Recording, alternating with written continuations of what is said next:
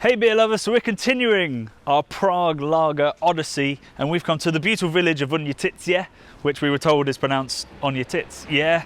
And we've come down to a place that we tried a couple of years ago when we last came here, and that's Uneticky Pivovar with this lovely lady. Don't look into her eyes.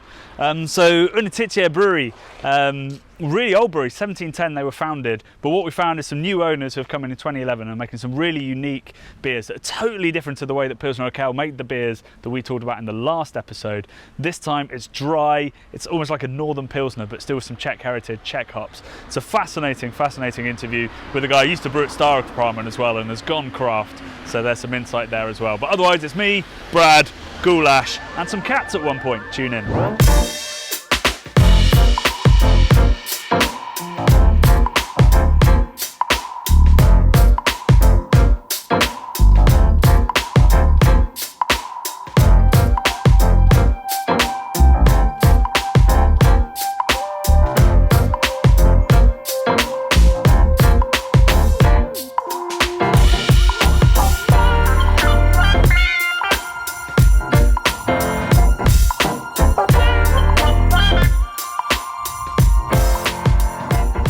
So we're just off the back of a very interesting tour with the guys from Uneticky, a guy called Jan and a guy called Jan, as far as I could tell.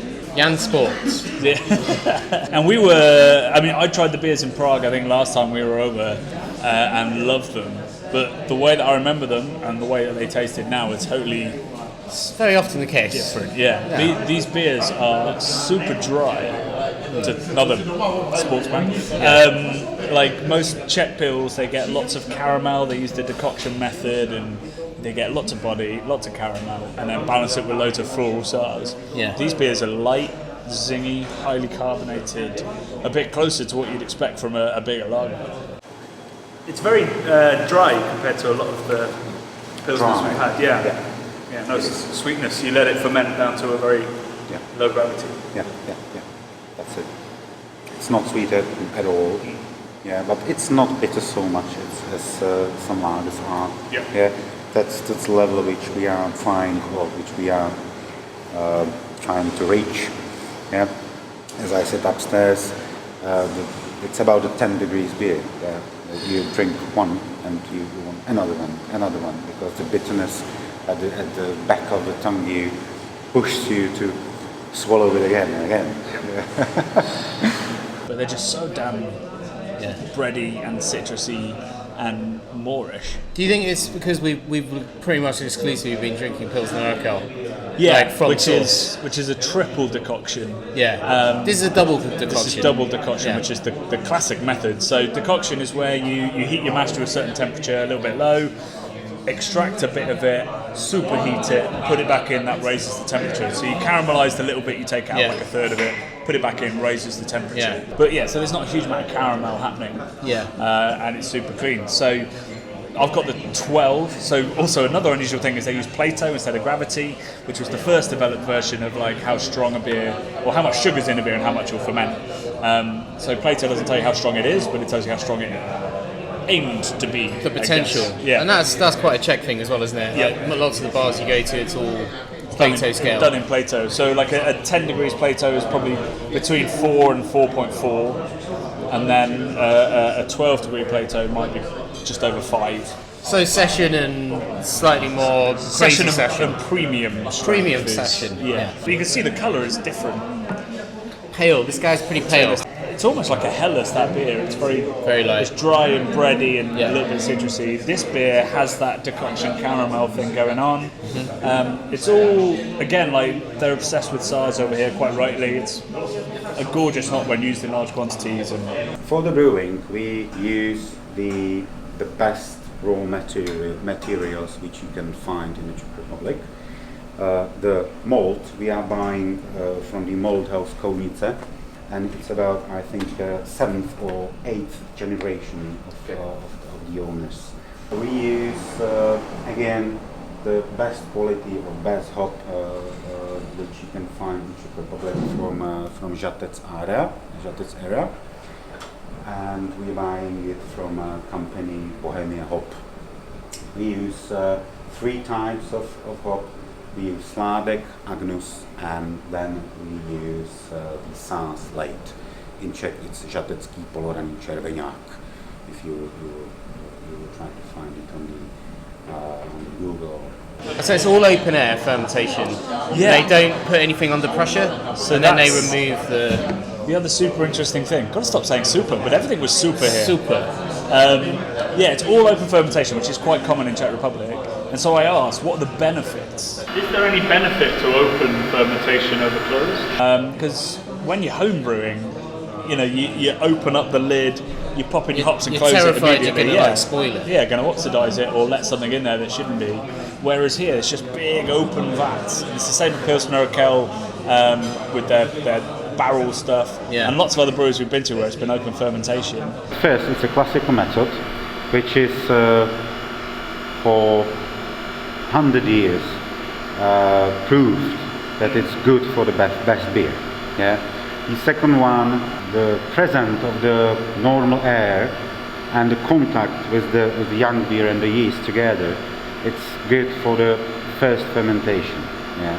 You can do it in a closed tank, and it takes shorter time. It takes only 2 or 3 days. Yeah. In big breweries, it's normally that they are able to make this process, which here takes 10 days, only in 2 days.